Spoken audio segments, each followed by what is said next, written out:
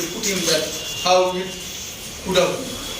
In that I was just thinking, many of us, because here, even here, inside this hall, very hall, there are many lives need to be, appreciated, and also to not only celebrate, and also to have a kind of a healthy discussion and deliberation on certain issues, so that the understanding of the person as well as the work could be more, realistic.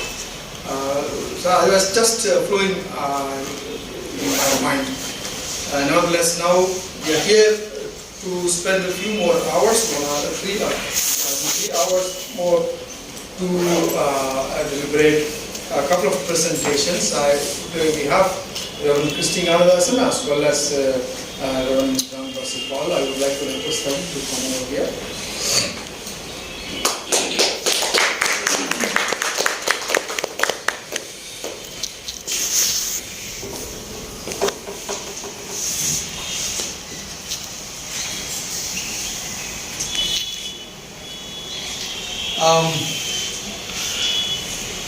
Though many of us know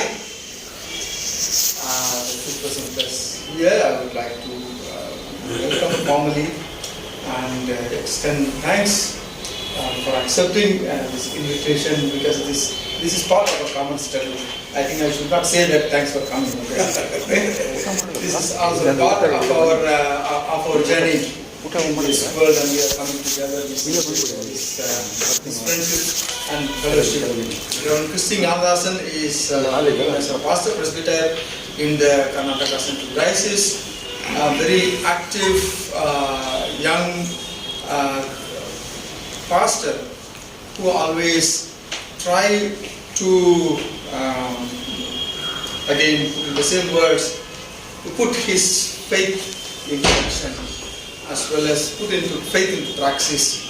And most of the times we listen from the theological teachers or even the church members saying that someone who studies theology, when they come out of the campus, they tend to throw away everything, and join in the stream of the flow of the church. But people like Rev. CHRISTY and Emmanuel, many of us here, like to swim against the stream and try to put our faith understanding or our theological exercise into practice, so that there could be some change in the life of the church as well as in the community. So Rev. CHRISTY always that kind of a person who is strongly committed to the church and society, involving in many activities of the society as well as the faith communities in KCD. CHRISTY studied his BD in Tamil Theological Seminary, and also his MTH in United Theological College, and he's a very good friend of SCM and all of us. So CHRISTY, thanks for being here. John, I know John Paul not very well, but I know him a little bit. So I asked him to send a few information about him. Just from that, I would like to draw some. John, when he was there in UPC, I know him. He used to, come here to the Telugu church. And there was one lady in Telugu church, I forgot her. She always asked about you. Very good, very good.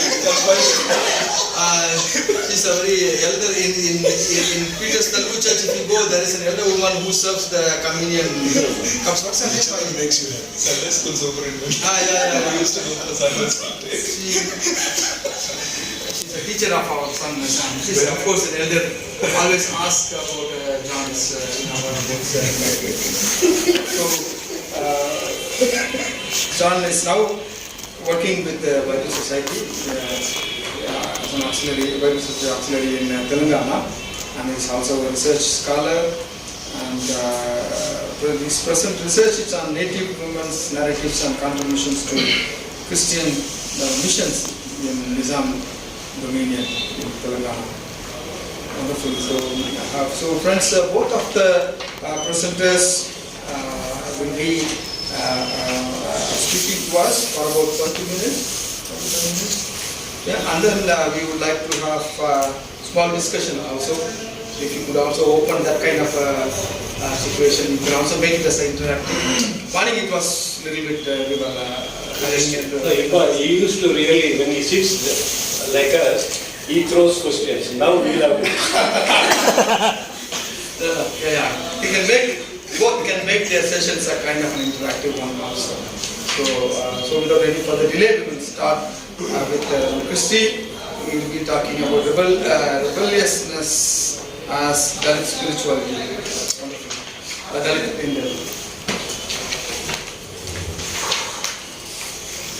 Dear friends, I would like to start with a note of my gratitude towards Uncle Rasu. Though I did not study under him, he literally made me to be a student. I said, Uncle, I'm not in a position to write.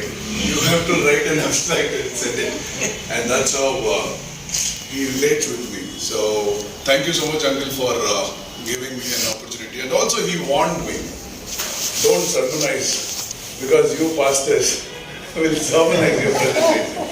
But that's also a difficult task for us, because we've been preaching every day and every occasion. All of a sudden, when we come to present something, it might look like sermonizing too.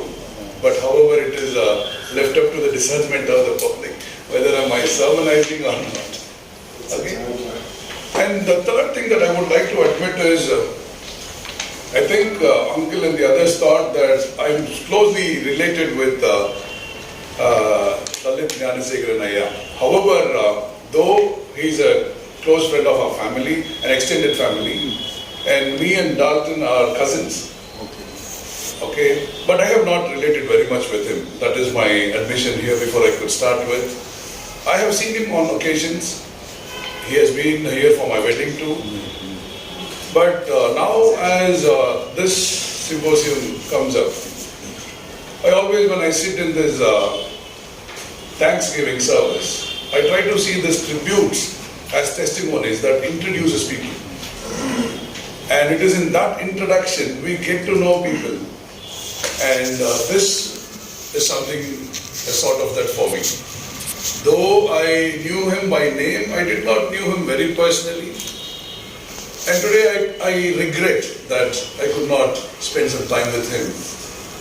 Though I had time to spend with him. Because any time when we go to our mother's native or father's native, we used to get into that church where he was serving, Mount Carmel, Tiruvannamalai. So we used to be there, relax for a while and meet him, and then we used to go.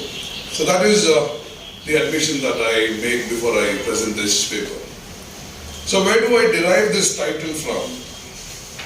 I was reading something about him, and I think in 1989 he was part of one activism that is called, in 1989 at Uttapuram riots, the caste war. So in that, he comes out with a statement. In Tamil he says, Porali ennum adhigaram. So what is the right that you have to be part of this? So he says, Porali ennum adhigaram. I have the right as a rebel.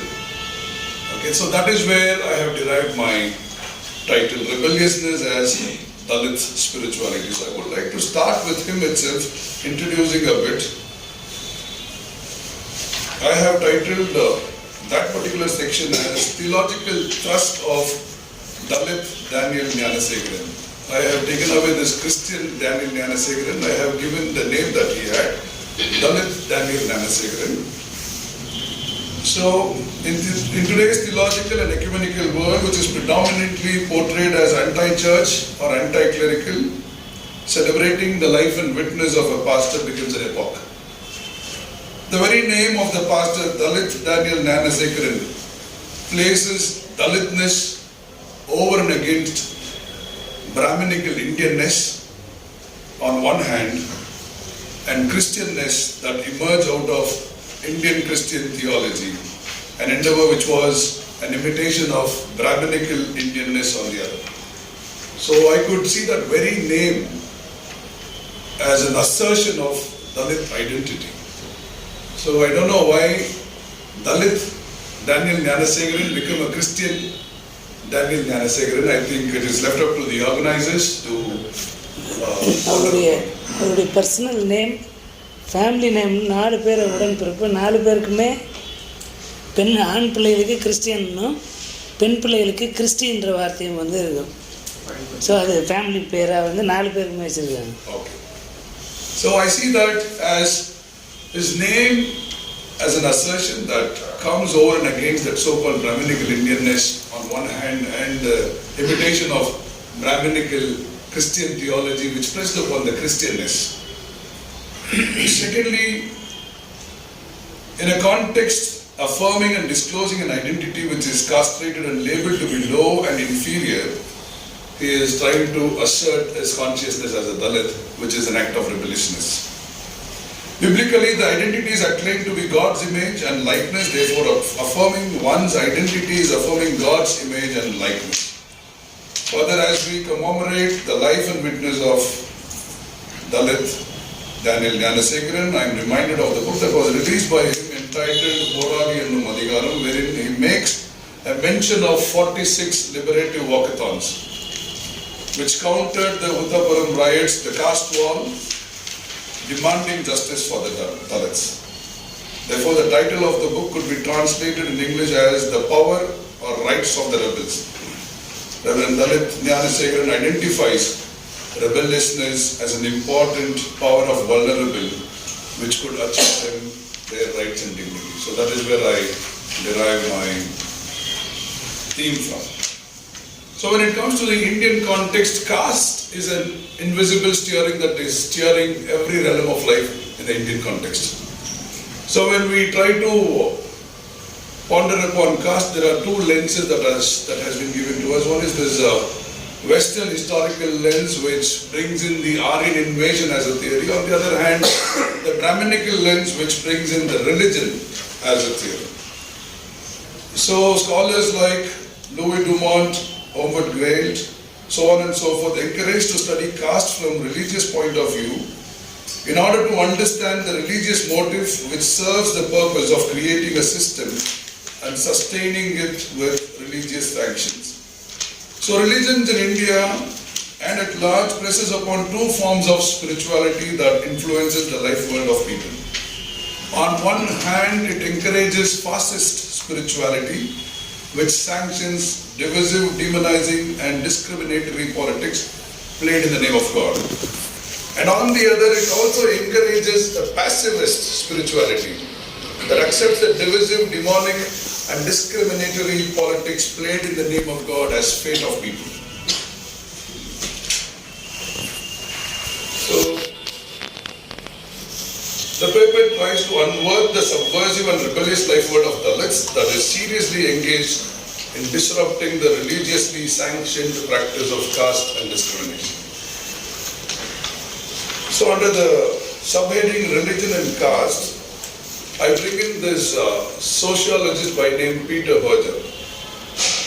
He comes out with a book called The Sacred Canopy, in which he envisages that religion will die its own death and secularism will take away because of the so-called liberalization, globalization, so on and so forth.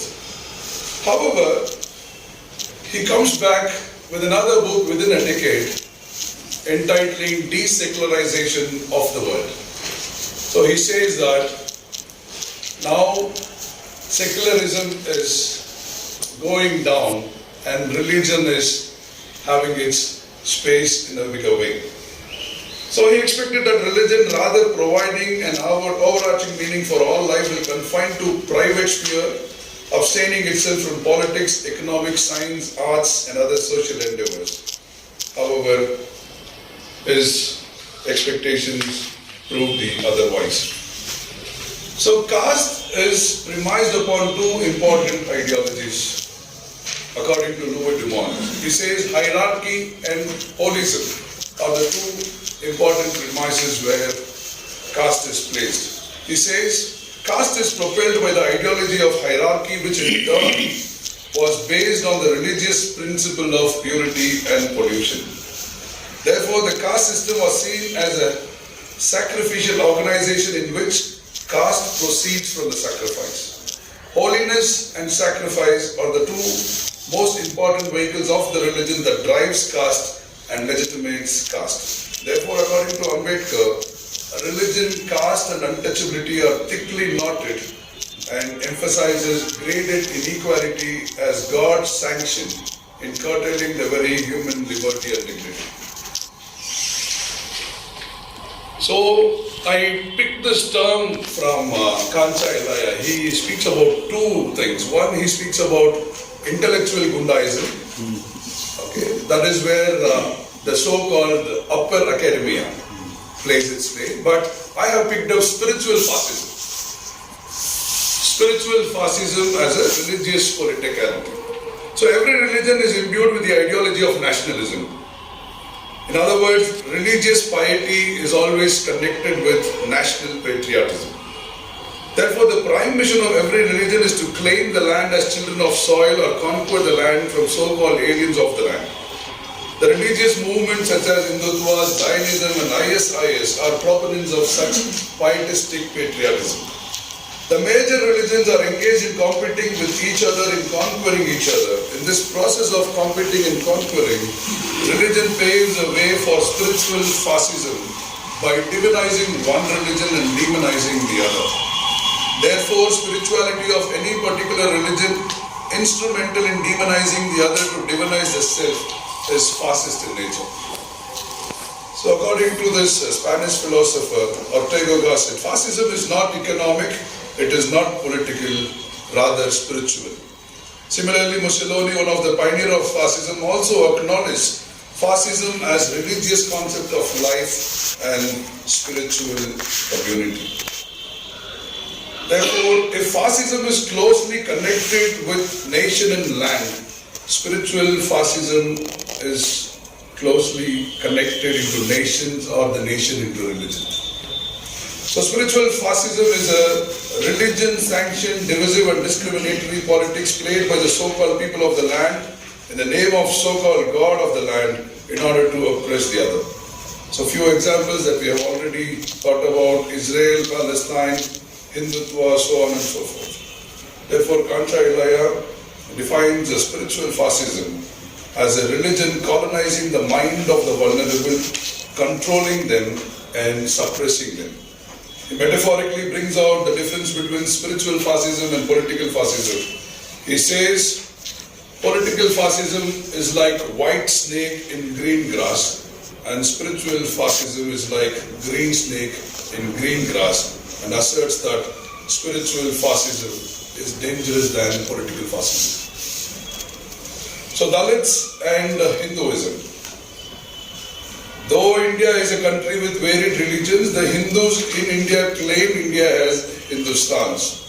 Further, only Brahminic Hinduism is acclaimed as Hindu religion, whereas the other subaltern deities are not given space or recognized in the fold of dominant Hinduism. However, the dominant Hinduism subtly co-opts the subaltern Hindu deities for their political gains and portrays to be a major religion. According to Ambedkar, the Indian social order is architected by the Hindu religious social order. The Hindu social religious order is an order of graded inequality in which the Dalits are suppressed of their equality and dignity. Then the Brahmin, according to Manu, was divinely entitled to insult, beat and enslave a Shudra. But if the Shudra raised his voice in protest, he would have a red hot iron thrust in his mouth. And Manu and Yagnavakya, the premier lawgivers of Hinduism, hold that even when released from slavery, the Shudras are not emancipated because the slavish mentality is innate in them. This shows how Hinduism was trying to treat the Dalits in the name of the caste. So the above mentioned words of Ambedkar proves the fascist nature of Hinduism and its caste order that it perpetuated in the name of divine. Dalits dare to renounce Hinduism and embrace some other faith that would give them equal status, secure position and rightful treatment, and switched over to different religions expecting to lead a caste-free life.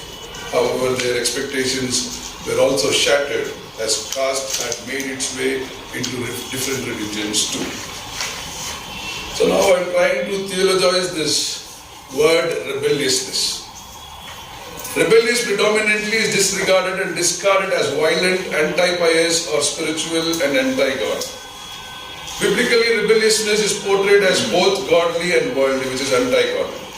So is God rebellious, or does God likes the rebellious? Or some of the questions that I was trying to ponder upon. The word rebellious could be defined as a desire to resist, reject authority, control and convention. So according to N.T. Wright, this New Testament scholar, the story of Christmas is a tale of two kings who claims themselves to be sons of God. So one son claims to be the son of God, exercises the fascist spirituality, where I try to identify the Roman emperors. On the other son exercises the liberative spirituality, which is rebellious in nature, to love and to liberate the humanity. So the cry of the Israelites in Egypt is a sign of their rebelliousness against the taskmasters and their ways of exploitation and oppression. It is this rebelliousness of Israelites in Egypt towards injustice and life-threatening context that qualified them to be chosen for God's liberative act. In other words, God wants to ally or journey with rebellious people than obedient and sterile pious people. Therefore, rebellious encourages everyone to struggle for internal and external freedom. It is mandatory for every individual to rebel against internal vices, which at the social level express themselves in injustice, violence, hypocrisy, etc., and breathe a deeper rebellious and liberative spirituality than submissive piety.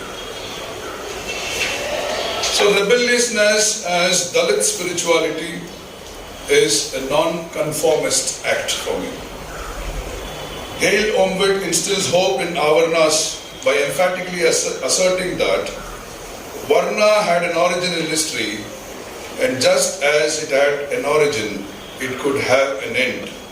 That action of oppressed and exploited could be effective in aiding this process.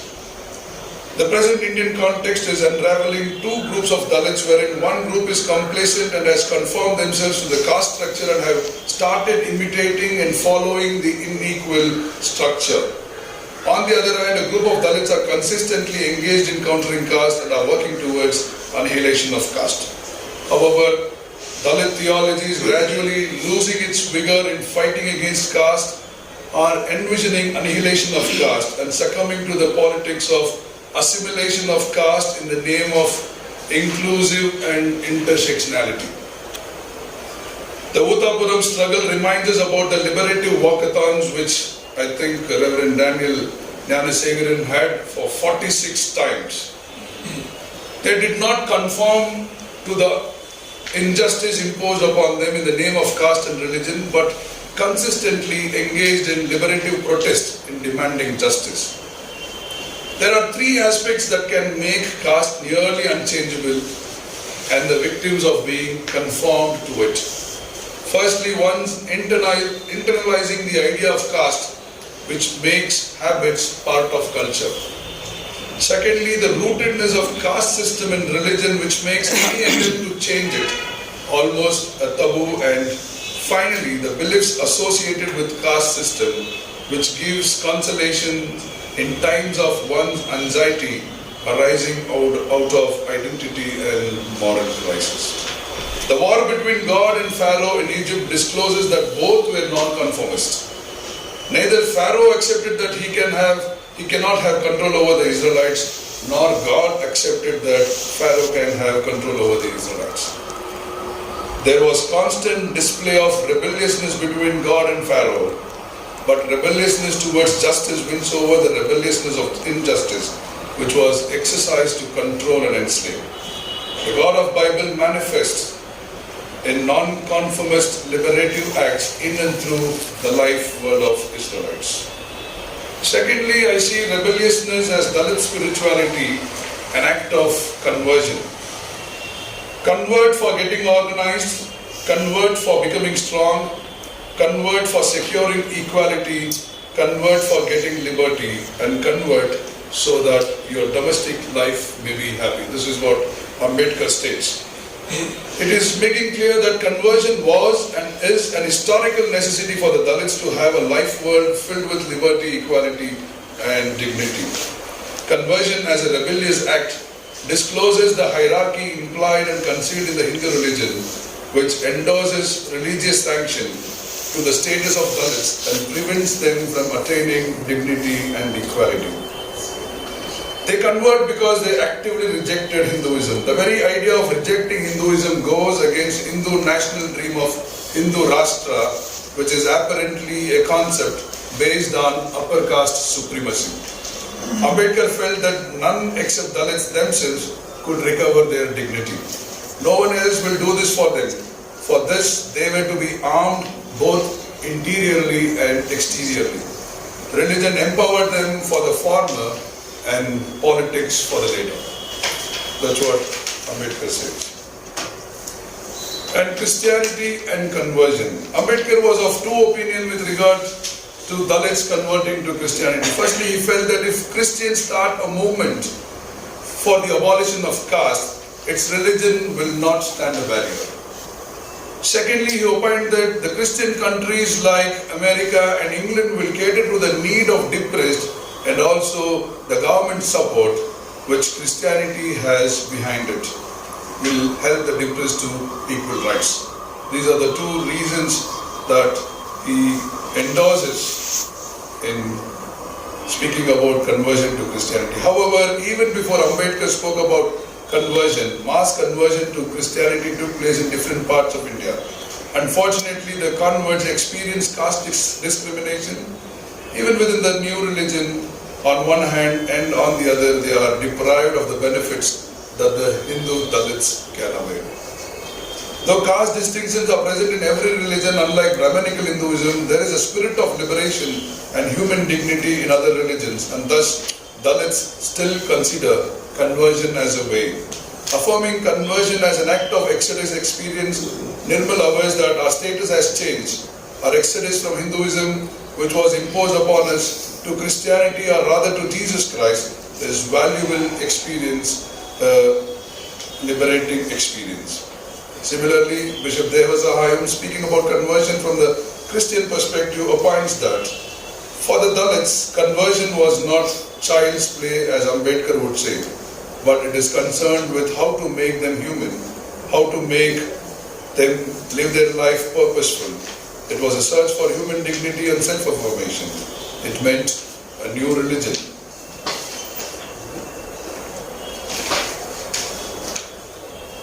Then, rebelliousness as Dalit spirituality, an act of counterculture. Sarah Beth opined that if one is to destroy a society completely, one should destroy its history and literature and culture. Being threatened by the protesting nature of the Dalit culture, the dominants engaged in either assimilating the Dalit culture or in annihilating the Dalit culture. The Dalit culture is vernacular, common, unusual, informal and oral. Cultural forms of the Dalits such as drumming, vernacular songs, parodies, street theatre, sarcasm were anti-hegemonic and a spirit of revolt. Paratai, in his book Folklore for Change, marks a difference between folklore and fake lore. He opines that both folklore and fake lore are purposive, but with vast difference. The purpose of fake lore, according to Paratai, is commercial, whereas the purpose of folklore aims at constructive change. Folklore as an alternative medium for change should be affordable to poor, should not press upon specialized training, and should be devoid of media organization that is against equal participation. Therefore, Paratai's folklore was more emphasizing the protest from poor than the protest for poor. Rebelliousness as Dalit spirituality, a prophetic act. Theology of rebelliousness is a prophetic theology. The prophetic theology empowers the vulnerable to name the evil or to foretell the evil that is disturbing the God's fabric of life. The prophets in the Bible rebelled against the social injustices, especially against the abuse of power. The story of Prophet Nathan tells us that prophet was able to name the evil abuse of power and patriarchy, as well as the evildoer, the King David. Paratai narrates a story about Dalit spirituality. In a village, a dominant caste man abuses a woman in the pump shed of a farmland. This was seen by a young girl. The man threatens the girl of killing her if she discloses the incident. The girl was in a state of shock and did not disclose the incident to any. One fine day there was a temple festival in the village. Both the man and the girl were present. As the drum beat was gradually going high, the spirit of the local deity descended on the little girl, and she immediately started forth-telling or naming the crime and the criminal. The church, academia and the ecumenical bodies which are supposed to exercise a prophetic role and name the evil and the evildoers has majorly succumbed to the conventional, priestly, pietistic, power-mongering, passive role insisting on divisive, dominative and discriminatory traditional values. The church and the others have lost their prophetic dimensions as they have stopped recognizing and responding to the divisive and discriminatory unjust values that governs the world. Therefore, the theology of rebelliousness becomes mandatory in a world with various forms of injustice and authorities to name them and to dename them. In conclusion, I bring in these two important scholars, James Scott, who has authored a very seminal book called Weapons of the Weak, and Paratai. The two prominent scholars from different social and cultural occasions lays emphasis on everyday act of resistance. That's how I titled Dalit resistance should be a daily endeavor, because caste is a daily act, exploitation is a daily act, so Dalit resistance is a daily endeavor. So everyday act of resistance which is profusely found in the routine life of the peasants and the Dalits. The activities of the subalterns that speak about as everyday resistance is not something which is derived from the others but driven from themselves.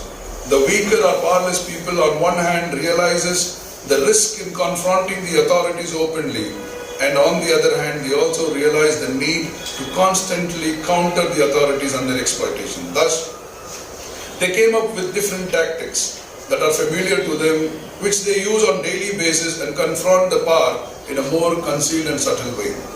Therefore, in emphasizing the significance of everyday resistance, Scott delineates various dimensions of everyday resistance. Firstly, everyday resistance is a practice, neither a certain consciousness, intent, recognition, nor an outcome. Secondly, it is historically entangled with everyday power, not separated, dichotomous or independent. Thirdly, it needs to be understood as intersectional as the powers it engages, not engaging with one single power relation. And finally, it is heterogenic and contingent due to changing context and situations, not a universal strategy, unitary action form. To conclude, I am again reminded of few statements of Reverend Dalit Daniel GNANASEKARAN in his speech on remembering Pune Pact. He narrates about his experience during this Uttapuram riots. He states that it was difficult in those days to create an awareness about caste and its atrocity, though it was rampant. He further cites an incident in which the late Chief Minister of Tamil Nadu, M.G. Ramachandran, introduces a scheme called free chappals. Many poor Dalits got chappals but were not able to wear, and only after consistent protest and rebellious act, he says they were able to wear the chappals. Therefore, the focal of Reverend Dalit GNANASEKARAN is to consistently, creatively and daily rebel against the evils, to annihilate any forms of evils, especially caste in India. Thank you.